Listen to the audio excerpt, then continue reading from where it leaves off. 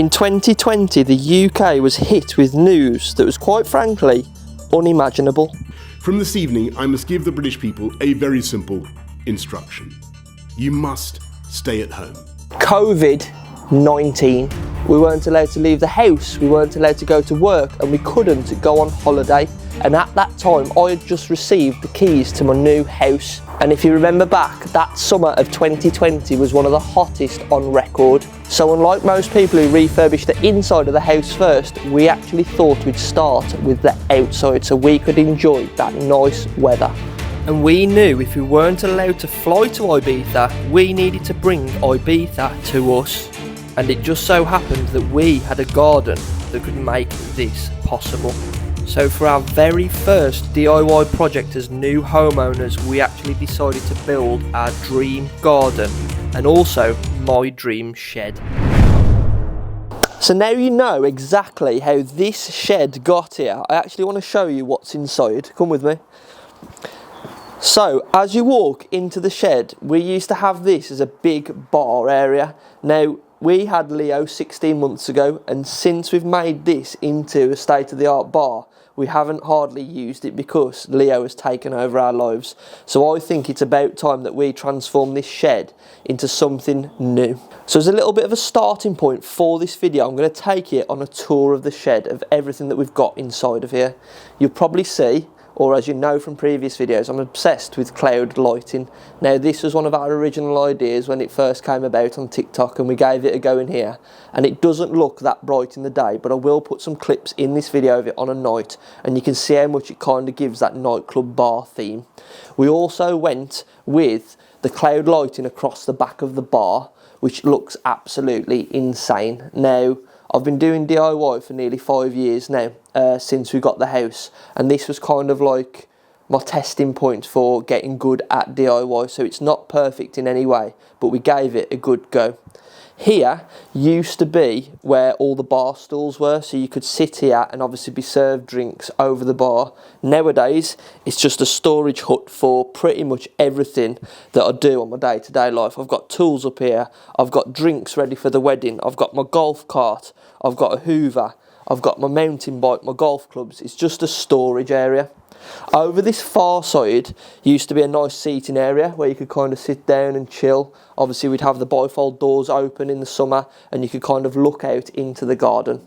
Moving to this section of the shed, we've actually got a complete photo booth studio, if that makes sense. So I do a lot of my photography for my businesses in this area. And behind that white screen there is actually a dartboard where we used to throw a lot of darts back in the day.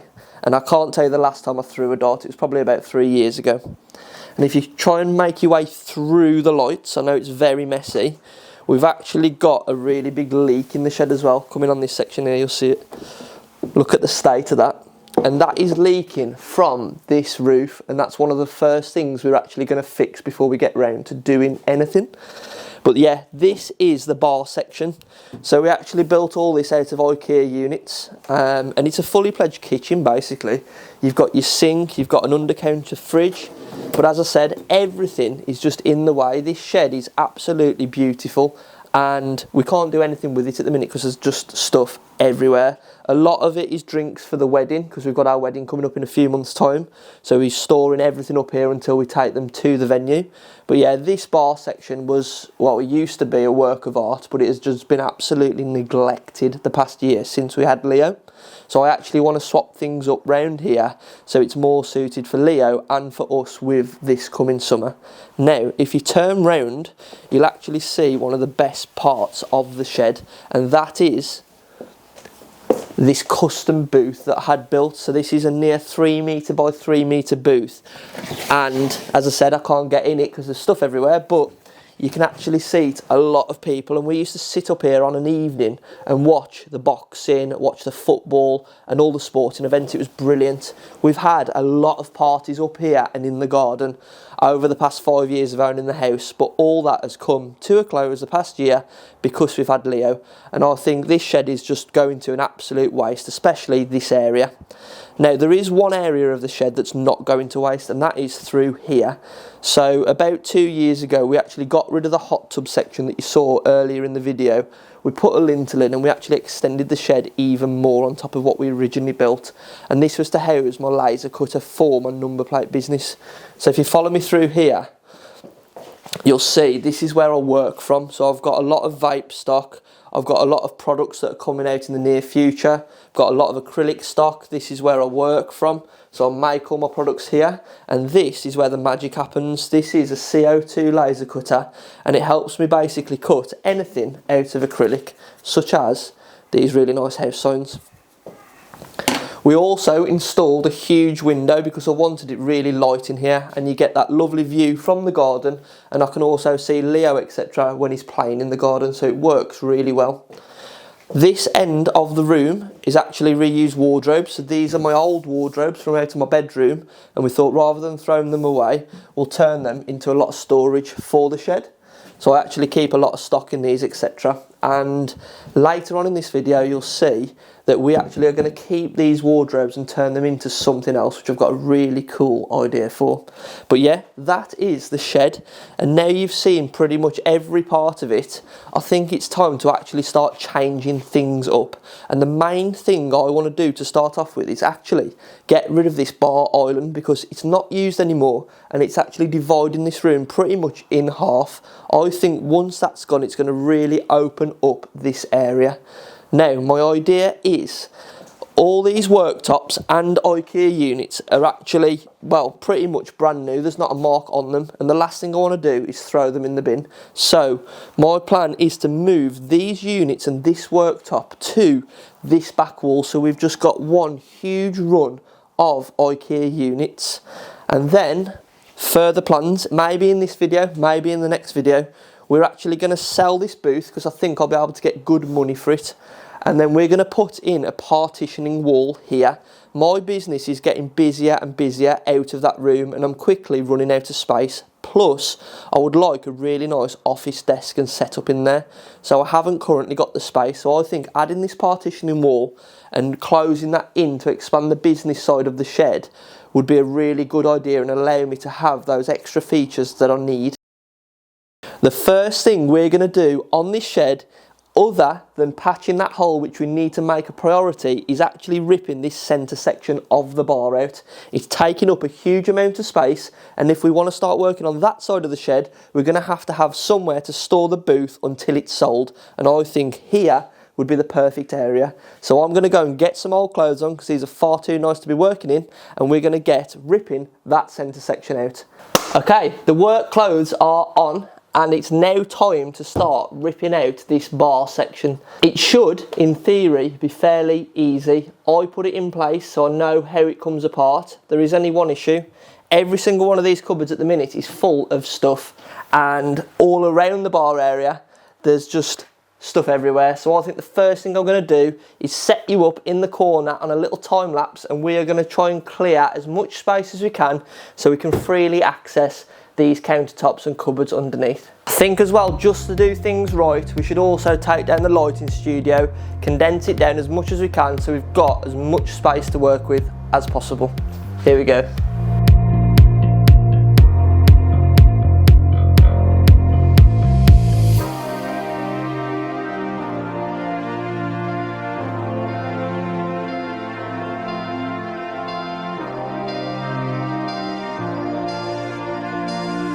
Half an hour later, everything from behind the bar is now to the front of the bar. We have got a nice area to start taking all this apart. The first thing we need to look at is actually the plumbing for the sink. Now at the moment, it comes in through this wall here and is simply attached and up with the waste coming out along the bottom.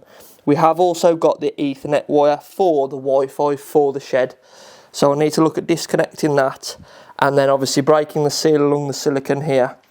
Undo all the screws that's holding this worktop to the cabinets, get the worktop off, get the cabinets out the way, and then look at dismantling this back part of the bar. Now, everything you see in the shed, these custom made planters, the clocks, there's absolutely nothing wrong with any of them, and I'm hoping to reuse absolutely everything These lights are all going to be changed, but we're going to reuse them somewhere else. It's just the layout that's changing.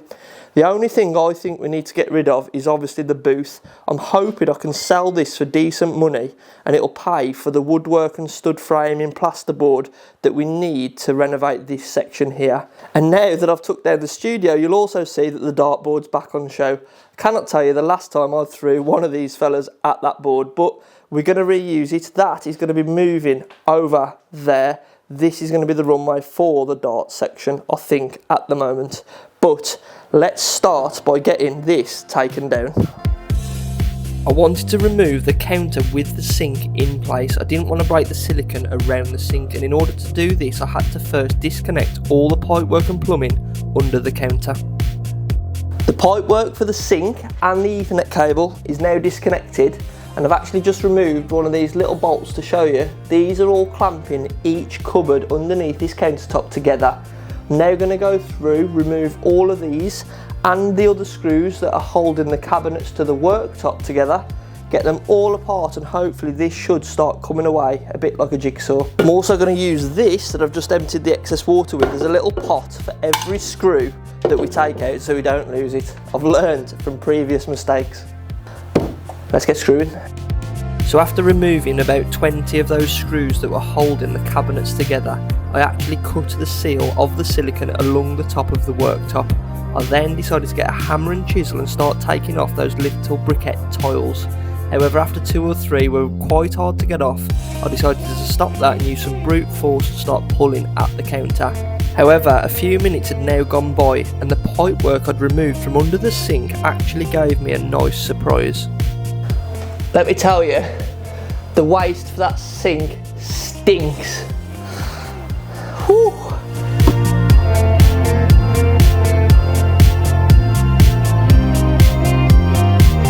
After a lot of back and forth, wiggling up and down, I actually managed to get the countertop released from those cabinets and out of the way of the silicone and the tiles that were kind of locking it in place. And I think this countertop with the sink in place weighed close to 50 kilo. It was very nearly putting my back out of place, but with a bit of perseverance we actually managed to get it to the floor safely. Man, that worktop and sink weighs a ton, but it's out. Let's get it moved. So to get it out the way, I actually thought I'd save my back and just slide it along the floor. So you're probably wondering, Jack, why didn't you break the silicone seal on the sink, undo the bolts and take the sink out? It would have been easier. Well, I actually want to put this straight back into place with a little bit cut off along here. So these cabinets, as they come out now, I'm going to start working it out with a tape measure, how many we can get along here, and then obviously this is going to be a full wall here. So I'm hoping that we can just slide that countertop onto there once it's cut down and then re-plumb the sink, because I know the pipework for the sink goes up, along. So I'm going to get a bit of the plasterboard off here, spur down and connect a new water supply and waste out the back of the shed back to where it connected to before. That should be fairly easy. So as these cabinets come out now, we're going to start moving them to here and filling this area. I do also need to take this little tiled area off so the cabinets fit nice and flush. They are either going to come off very easily or going to be an absolute nightmare. Until I start it, I won't know, but there's only one way to find out, and that is by cracking on with it.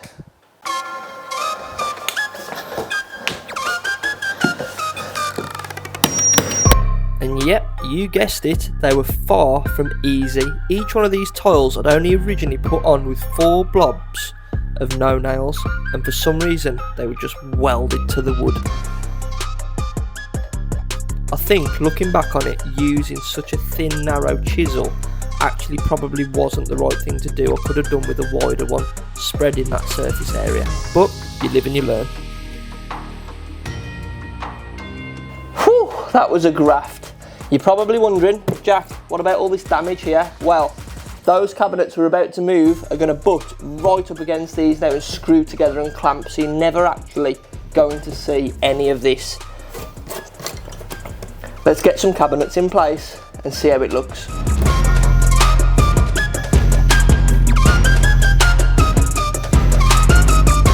Oh, I've just worked something out and I completely forgot.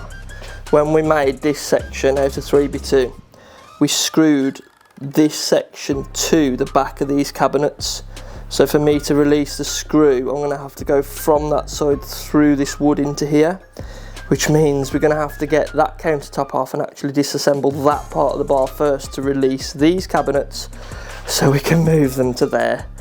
So let's look at getting this worktop off next and then see if we can reverse engineer everything we did initially to release the cabinets. And the funniest thing is, I was that pernickety when doing this project initially.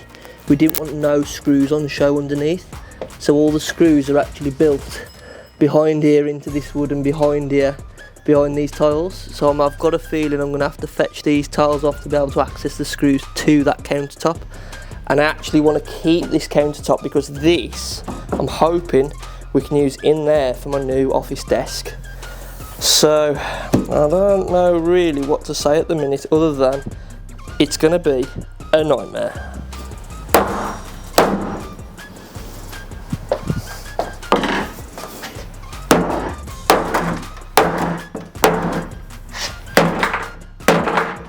I think I might have solved this just by using a bit of brute force. I'm hoping it's pulled those screws out from underneath. Let's see. Oh, cannot tell you how much time that has just saved us. I'll say us, saved me, but you're watching as well, so I suppose it's us.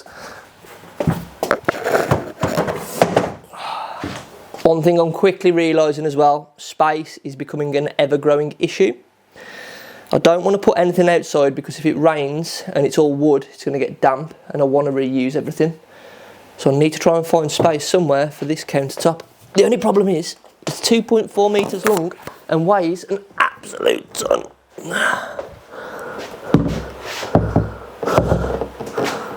Just going to give you guys a better view. So, can you see where the screws were that were just biting this countertop to the top?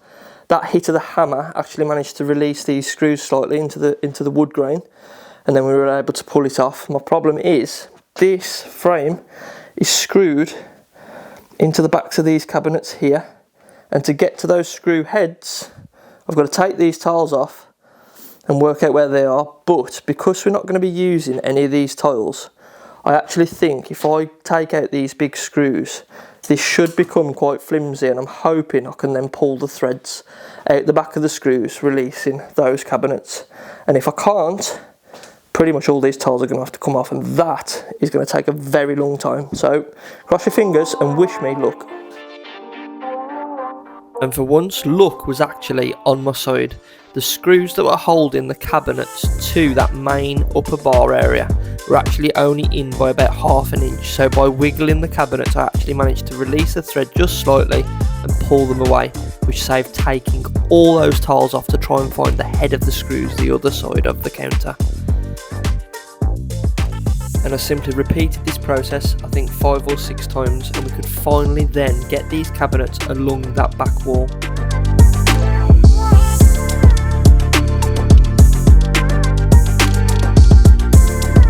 Now, the biggest problem we've got is, can you see this white marble floor?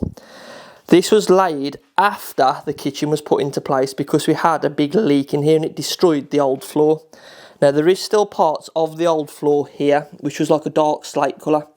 But when we relaid this floor, all the cabinets were still in place and we kind of trimmed out around it. And the bad news is I can't get this floor anymore, but I do have a plan. I'm not sure if it's going to work, but I'll try and explain now the process that we're going to have to go through to make it work. There is a lot of floor here that we're not going to need because the cabinets are going to be over the top of it. My plan hopefully is to take up this floor, take up all this floor, bring it back to here, relay this part that's missing and then bring it back up to here again. And if we don't have enough, then I'm actually going to take some floor out of my business room, get this bit finished and then replace the floor in the business room because I'm going to need more flooring in there anyway for this new section that we're building. Hopefully that makes sense. Also, while we're on it, I actually wanted to show you what was holding these in. So there's the big screws I was on about that were coming through from the other side that were screwed into the back of these cabinets. Now, this corner cabinet is actually really nice, but I don't have any use for it, so I think this one is probably going to go in the bin, along with that part of the worktop. I need to get all this out of the shed now to make room for these cabinets to come back, click the floor back, put those cabinets in place, and then click the floor further forward. It's a hell of a lot of work. I'm on my own, but we are going to make it happen. And you're probably wondering about this last cabinet. Well, the Ethernet wire, the end of it, was installed after it's been pushed through, so this hole's really tight. So I can't actually push this back any further to get that through. So what I'm going to do is use the multi-tool, cut a little square out to release this, and then there is a water pipe. That is big enough and should fit through, allowing this cabinet to release. And I'm hoping possibly this smaller cabinet might be just about right to fit in this gap. Until I put it in place, I won't actually know. But let's get that done, and then we can get this moved out the way. So with a few quick slices of the multi-tool, the Ethernet cable was away. The plumbing came out very easily for the sink, and I actually discovered, I forgot that we had electrics at the back of that cupboard as well for a socket that faces the other side of the bar. So I had to then turn the power off the shed, disconnect the socket, reel it through the cupboard, and then reconnect the socket so I could turn the power back on. But the good news was the cabinet was away from everything. After a long battle and realising that we actually had electrics into that cabinet for the smoke machine and the Wi-Fi router, it is now out. Everything is unplugged and unconnected. I've also just realised that this cabinet, if we can fit it down that bottom end with the big one that went next to it originally, I won't have to chop anything off the sink end, and it should fit really nice OEM as it did there. I'll just have to chop this end of the worktop for when it butts up to here, because it is a little bit shorter than the full length we originally used, which is not too hard, I don't think. Next step, get this fella outside, free up the space in here, and then we can actually look at clicking the floor back and getting this bit of floor that's missing back into place, bringing the floor all the way back to the wall, and then getting those cabinets in place for good. Let's go. Everything we do in this shed seems to have a reoccurring theme of everything being very, very heavy and hard to move. On my own, it is a very big task, but I am going to make it happen.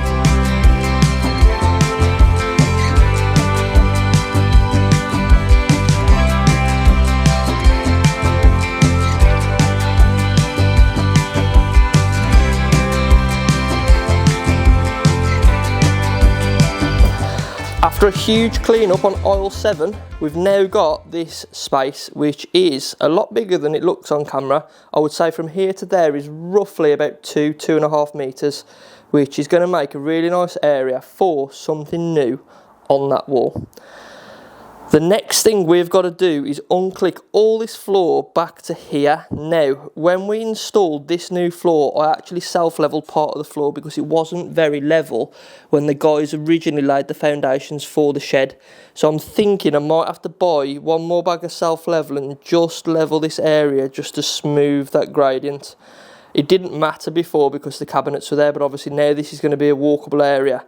I need it to be flat. But before we get to that, let's click the rest of this flooring up and back to here, move those cabinets out the way to do it, and then once it's up, put those cabinets back in place and see how they're aligning along that back wall. We're incredibly lucky that this flooring actually clicks up so easily, and I'm very confident we're going to be able to reuse it when we come to relay it shortly. So it probably doesn't look like much on camera, but we are now clicked back all the way to where we need to be. You'll see this is the concrete base of the shed, and it's quite a big area. We have now got to get those cabinets to here. I'm hoping that that small end one will fit up the corner, giving us a nice full row. We need a little bit of luck for this. Let's see how it goes.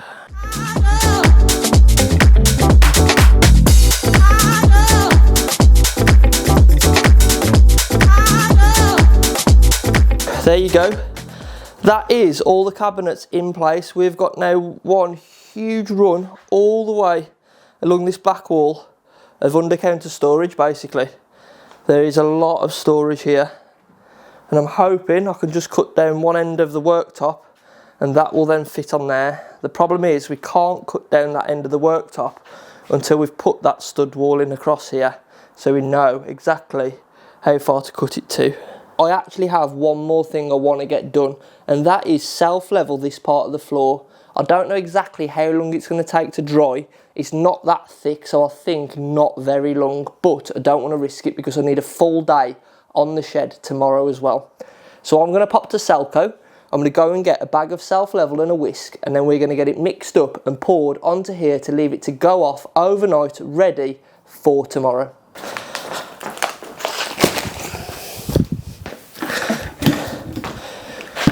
We are back, self-level, bucket, whisk, drill in the corner.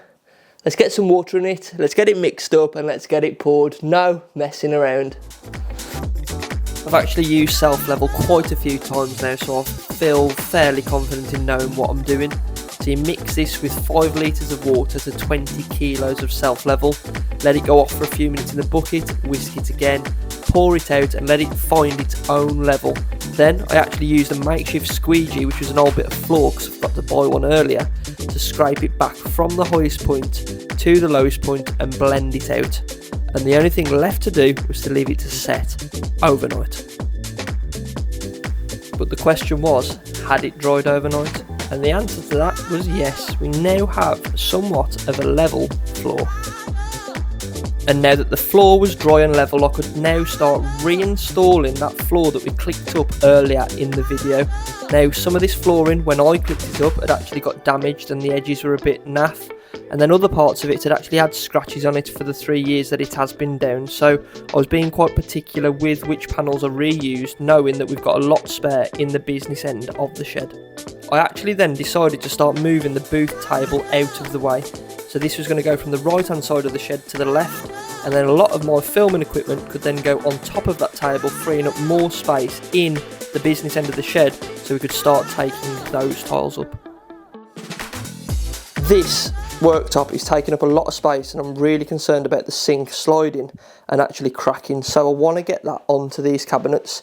To get it onto the cabinets I need to plumb them up and screw them all in place, wind the legs out so they're all level, and then I can sit that worktop on top. Yes, I will have to cut down that edge, but it's done then for a short while until we fix it permanently in place. So I think while I've got access to this area, I'm going to move this worktop and the sign and actually get that on top of there and plumb these cabinets in place.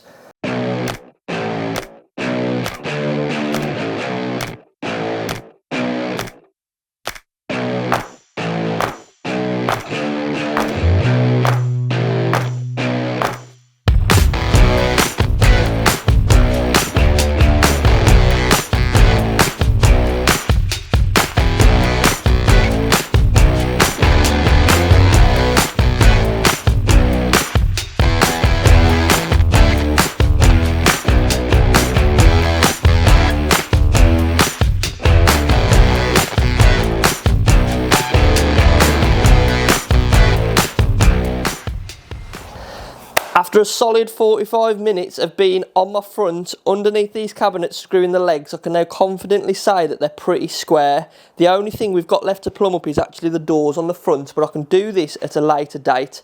I've just rough cut the worktop and it's actually gone really well. I can't believe how long this run of cabinets is that we've got now.